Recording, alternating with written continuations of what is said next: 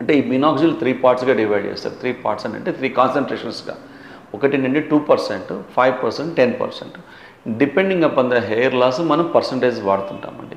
కానీ జనరల్గా ఏంటంటే అనలిటికల్ డేటా ప్రకారం 5%కి 10% వాడినప్పుడు హెయిర్ లాస్ రిజల్ట్స్లో పెద్దగా డిఫరెన్షియేషన్ లేదు. అంటే మంచి రిజల్ట్స్ వస్తున్నాయి. 5% వాడినా 10% వాడినా ఒకే విధంగా రిజల్ట్స్ వస్తుంటాయి. అండ్ ఈ 2% ఏంటంటే ఫీమేల్స్కి ఎక్కువ వాడతామండి, మేల్స్ కాకుండా. అండ్ నెంబర్ 1 ఈ మనకి మినాక్సిల్ ఏం చేస్తుందంటే మన రూట్స్కి బ్లడ్ సప్లై ఇంప్రూవ్ చేస్తుంది. అంటే బేసిక్గా మినాక్సిల్ అనేది ఒక వాసోడైలేటర్, అంటే రక్త ప్రసరణ ఇంక్రీజ్ చేసే ఒక డ్రగ్ అనమాట. దీన్ని ఒక లోషన్గా చేసి వాడుకోవటం వల్ల మనకుండే స్కిన్కి బ్లడ్ సప్లై ఇంప్రూవ్ అయ్యి మన హెయిర్ రూట్స్ రోబస్ట్గా గ్రో అవుతుంటాయి, అంటే హెల్దీగా గ్రో అవుతుంటాయండి హెయిర్ రూట్స్ అనేవి. ఈ ఫినస్ట్రైడ్ 1 mg డ్రగ్ వాడటం వల్ల ఉపయోగం ఏంటంటే మనకి హెయిర్ లాస్కి 2 రకాల కారణాలు. ఒకటంటే బ్లడ్ సప్లై తగ్గిపోవటం వల్ల, ఇంకొకటి హార్మోన్స్ వల్ల. ఈ హార్మోన్స్లో 5-DHT అంటే 5-డైహైడ్రోటెస్టోస్టెరాన్ అనే ఒక హార్మోన్ ఏం చేస్తుందంటే మన హెయిర్ రూట్స్ మీద ఎఫెక్ట్ చేసి వాటిని ష్రింక్ చేసి చంపేస్తుందండి బ్లడ్ సప్లై కట్టడం చేసి. సో మనం వాడిన ఈ డ్రగ్ వల్ల ఏంటంటే ఈ 5-DHT అనే ఒక హార్మోన్ ఫామ్ కాదు. సో ఆటోమేటిక్గా మనకున్న హెయిర్ హెల్దీగా రోబస్ట్గా గ్రో అవుతుందండి. అంటే ఈ డ్రగ్ గురించి చాలా మందిలో చాలా అపోహలు ఉన్నాయి. మనం వాడే డ్రగ్స్ అన్ని యుఎస్ FDA అప్రూవ్డ్ డ్రగ్స్, అంటే US food and drug administration approved drugs అండి. దీనిలో ఫినస్ట్రైడ్ అనేది ఒక 1.8% పీపుల్లో మాత్రమే కొన్ని సైడ్ ఎఫెక్ట్స్ చూపిస్తుంది. రిమైనింగ్ 98% పీపుల్లో ఏ రకమైన సైడ్ ఎఫెక్ట్స్ ఉండవు ఫినస్ట్రైడ్ వల్ల.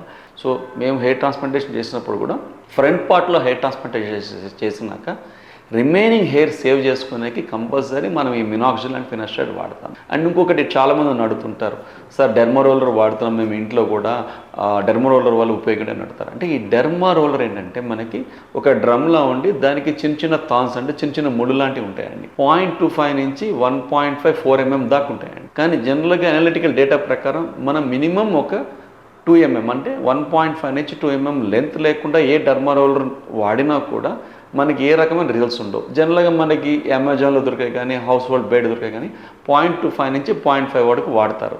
ఈ 0.25 నుంచి 0.5 వరకు ఏ రిజల్ట్స్ ఉండవు. అండ్ 1.5 2 mm వాడాలంటే ఏంటంటే పేషెంట్స్కి చాలా పెయిన్ఫుల్గా ఉంటుంది. సో ఈ డెర్మా రోలర్ వాడేటప్పుడు ఏంటంటే మనకి డాక్టర్ పర్యవేక్షణలో మనకి లిగ్నాక్స్ అని ఒక ఆయింట్మెంట్ వస్తుందండి. ఈ ఆయింట్మెంట్ అప్లై చేసుకుంటే మనకు కొంచెం లైట్గా మొద్దుబారినప్పుడు స్కిన్ ఈ డెర్మా రోలర్ 2 mm 3 mm కూడా వాడుకోవచ్చు, ఏ ప్రాబ్లం లేకుండా. సో డాక్టర్ పర్యవేక్షణలో డెర్మా రోలర్ వాడినప్పుడు చాలా సత్ఫలితాలు అంటే మంచి రిజల్ట్స్ వస్తాయండి.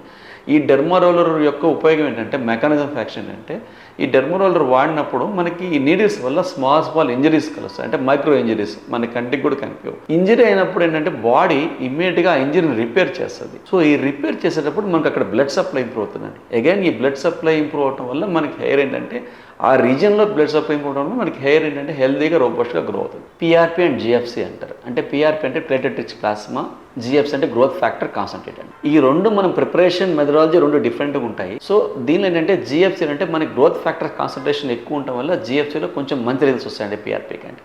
ఈ GFC కానీ PRP కానీ ఏంటంటే ప్లేట్లెట్స్ని కాన్సన్ట్రేట్ చేసి వాటిని సెపరేట్ చేసి ఇంజెక్ట్ చేసినప్పుడు ఏంటంటే దీనిలో చాలా గ్రోత్ ఫ్యాక్టర్స్ ఉంటాయి. Like insulin growth factors, VEGF అంటే వాస్కులర్ ఎండోథెలియల్ గ్రోత్ ఫ్యాక్టర్స్, ఇలా రకరకాల గ్రోత్ ఫ్యాక్టర్స్ ఉంటాయి. 11 to 12 types of growth factors ఉంటాయి. దీనిలో ఏంటంటే మనకి VEGF అనేది అంటే వాస్కులర్ ఎండోథెలియల్ గ్రోత్ ఫ్యాక్టర్ అనేది ఏంటంటే మనకి ఆ ఏరియాలో బ్లడ్ సప్లై ఇంప్రూవ్ చేస్తుంది. అంటే అగైన్ ఏంటంటే మనకి growth stimulation due to the blood supply, అంటే మన గ్రోత్ బ్లడ్ సప్లై వల్లే ఇంప్రూవ్మెంట్ వల్లే స్టిమ్యులేట్ అవుతుంది. సో ఈ PRP కానీ GFC కానీ అక్కడ రీజియనల్గా బ్లడ్ సప్లై ఇంప్రూవ్ చేసి మన హెయిర్ని హెల్దీగా గ్రో చేయడానికి హెల్ప్ చేస్తుంటాయి. లో లెవెల్ లేజర్ థెరపీ అంటారు. అంటే ఏంటంటే మనకి రెడ్ లైట్ అంటే లేజర్ చాలా లో లెవెల్ లో ఇంటెన్సిటీలో వాడినప్పుడు మనకి ఆ రీజియన్లో వాసోడైలేషన్ అంటే రక్త ప్రసరణ ఇంక్రీజ్ చేసి ఆటోమేటిక్గా మన హెయిర్ గ్రోత్కి చాలా హెల్ప్ఫుల్గా ఉంటుంది. కాబట్టి ఈ లో లేజర్ థెరపీ అనేది కూడా మనకి హెయిర్ లాస్ కాకుండా హెయిర్ గ్రోత్కి ఉపయోగపడుతుందండి. ఇది రకరకాలు దొరుకుతుంది. మన దగ్గర ఏంటంటే మన క్లినిక్ ఒమేగా లైట్ అని చెప్పి లో లేజర్ థెరపీ వాడుతుంటాము. అంటే జనరల్గా మనకి బయట కావాలన్నా కూడా లో లేజర్ థెరపీ క్యాప్స్ కానీ లైట్స్ కానీ దొరుకుతుంటాయి. ఇవి కూడా వాడుకోవచ్చు. ఇది ఎట్లా వాడుకోవచ్చు అంటే ఒక వీక్లో మినిమం 3 days ఎవ్రీడే 45 minutes, అంటే ఒక వీక్లో 3 days ఎవ్రీడే 45 minutes కంపల్సరీగా మనం వాడితే ఇది మనకి బ్లడ్ సప్లై ఇంప్రూవ్ చేసి మన హెయిర్ గ్రోత్కి హెల్ప్ చేస్తుందండి. ఈ PRP GFC అయిపోయినాక కంపల్సరీ మనం లో లేజర్ థెరపీ వాడతామండి మన క్లినిక్లో. చాలామంది ఏంటంటే బయట పార్లర్లో బ్యూటీ పార్లర్లో చేయించుకుంటున్నారు డాక్టర్స్ దగ్గరికి వెళ్ళకుండా.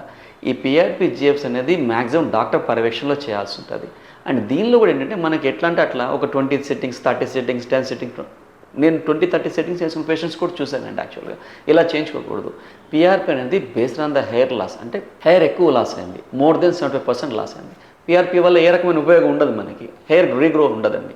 సో మోర్ దెన్ 50% హెయిర్ ఉంటే కనుక మనకి పిఆర్పి కానీ జిఎఫ్సి కానీ ఫస్ట్ ఒక 4 to 5 సెషన్స్ చేసుకున్నాక, depending upon the hair loss, every 6 మంత్స్కి ఒక టాపప్ లెక్క, అంటే ఎవ్రీ 6 మంత్స్కి ఒక ఒక ఒక పిఆర్పి సెషన్ కానీ జిఎఫ్సి సెషన్ కానీ అట్లా మెయింటైన్ డోస్లో చేసుకోవాల్సి ఉంటుందండి.